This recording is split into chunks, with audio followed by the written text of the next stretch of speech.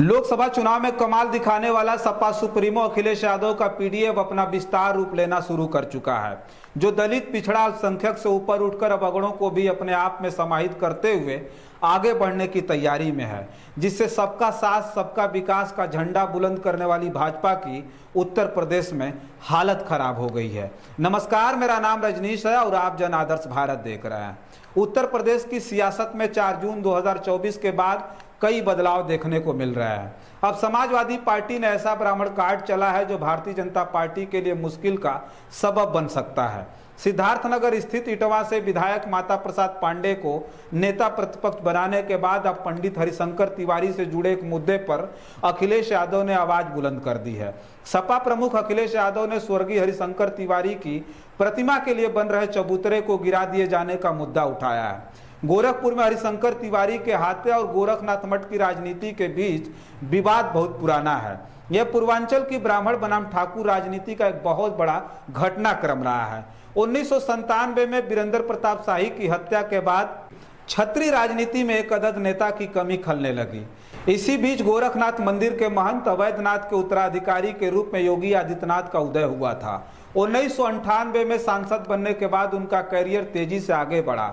उन्हें वही लोग घेरने लगे जो कभी वीरेंद्र प्रताप शाही के पीछे खड़े थे। जब योगी आदित्यनाथ ने भाजपा में प्रभाव जमाना चाहा तो उनकी टक्कर तत्कालीन भाजपा विधायक और मंत्री शिव प्रताप शुक्ला से हो गई, जो 1989 से लगातार जीतते आ रहे थे। शिव प्रताप शुक्ला के हरिशंकर तिवारी से करीबी संबंध थे। 2002 के विधानसभा चुनाव में योगी आदित्यनाथ ने भाजपा से बगावत कर दी और शिव प्रताप शुक्ला के खिलाफ हिंदू महासभा के डॉक्टर राधा मोहन दास अग्रवाल को मैदान में उतारा और अग्रवाल जीत गए। धीरे धीरे शिव प्रताप शुक्ला का प्रभाव खत्म हो गया और योगी आदित्यनाथ का दबदबा बढ़ता गया। शुक्ला के साथ साथ हरिशंकर तिवारी भी अब योगी आदित्यनाथ के प्रतिद्वंदी बन गए। उन्होंने एक बार एमपी कॉलेज में भाजपा की एक बैठक में योगी आदित्यनाथ पर सार्वजनिक रूप से तंज कसते हुए कहा था कि वह आपकी गोद में बैठेंगे और आपकी दाढ़ी नोच लेंगे, क्योंकि योगी आदित्यनाथ भाजपा में रहते हुए भाजपा के खिलाफ हो गए थे। जवाब में योगी आदित्यनाथ ने चिल्लू पार में हरिशंकर तिवारी के खिलाफ मोर्चा खोल दिया। हरिशंकर तिवारी उस चुनाव में जीत गए, लेकिन अगले 2 चुनाव में हारते चले गए। उन्हें हराने वाले राजेश त्रिपाठी ने बसपा के टिकट पर चुनाव लड़ा था, लेकिन कथित तौर पर उन्हें योगी आदित्यनाथ का पूरा समर्थन प्राप्त था। 2009 के लोकसभा चुनाव में तिवारी परिवार ने बड़े तिवारी का समर्थन किया था। जब उनके छोटे बेटे विनय शंकर तिवारी ने बीएसपी से गोरखपुर लोकसभा सीट पर योगी आदित्यनाथ के खिलाफ चुनाव लड़ा था, इस चुनाव में भोजपुरी फिल्म अभिनेता मनोज तिवारी ने सपा उम्मीदवार के तौर पर यह चुनाव लड़ा। योगी आदित्यनाथ चुनाव जीत गए। इस प्रकार हाथा और मठ के बीच समय समय पर प्रत्यक्ष और अप्रत्यक्ष टकराव होता रहा। यह प्रतिद्वंदिता अपने सबसे तीखे रूप में तब सामने आई जब योगी आदित्यनाथ के मुख्यमंत्री बनने के ठीक 1 महीने बाद 22 अप्रैल 2017 को पुलिस ने डकैती के एक आरोपी की तलाश में हाथा में छापा मारा।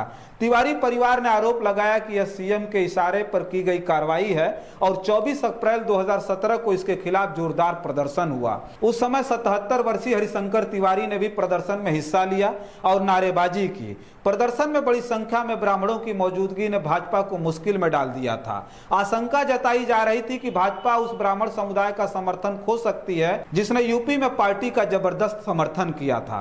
भाजपा के शीर्ष नेताओं ने तुरंत सुलह के कदम उठाए और विवाद को बढ़ने नहीं दिया। 70 के दशक में उभरी और 1980 के दशक में चरम पर पहुंची ठाकुर ब्राह्मण राजनीति के दोनों ध्रुव हरिशंकर तिवारी और वीरेंद्र प्रताप शाही अब खत्म हो चुके हैं, लेकिन जिस राजनीति की नींव उन्होंने रखी थी उसका असर आज भी गहरा है। इस राजनीति के उत्तराधिकारी अलग अलग रूपों में मौजूद हैं। यह समय समय पर प्रकट होते रहते हैं और आगे भी होते रहेंगे।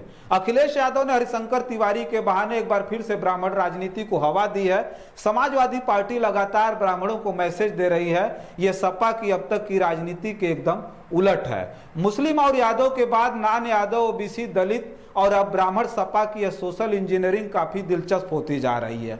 हरिशंकर तिवारी के बेटे सपा नेता और पूर्व सांसद भीष्म शंकर तिवारी ने फेसबुक पर पोस्ट किया है। उन्होंने लिखा है कि अब इसे आप क्या कहेंगे। जिस व्यक्ति को मृत्युपरांत गार्ड ऑफ ऑनर देकर इसी सरकार में सम्मानित किया गया हो, जो व्यक्ति कल्याण सिंह की सरकार में भी उनका सहयोगी मंत्री रहा हो, जिस व्यक्ति को भारत रत्न माननीय अटल बिहारी वाजपेयी के सानिध्य में भी सम्मान मिलता रहा हो, मुलायम सिंह यादव, बहन मायावती की सरकारों ने भी जिन्हें कैबिनेट मंत्री बनाकर लगातार सम्मानित किया हो, और जो ब्राह्मण अस्मिता के पर्याय रहे हों, उनके निधन के बाद वर्तमान के निरंकुश शासनाधीश द्वारा लगातार उन्हें अपमानित किया जा रहा हो, तो हमें क्या करना चाहिए। इस खबर पर बहुत सारे लोग अपनी प्रतिक्रिया व्यक्त कर रहे हैं। आपकी प्रतिक्रिया क्या है, हमें कमेंट बॉक्स में लिख करके बताइएगा।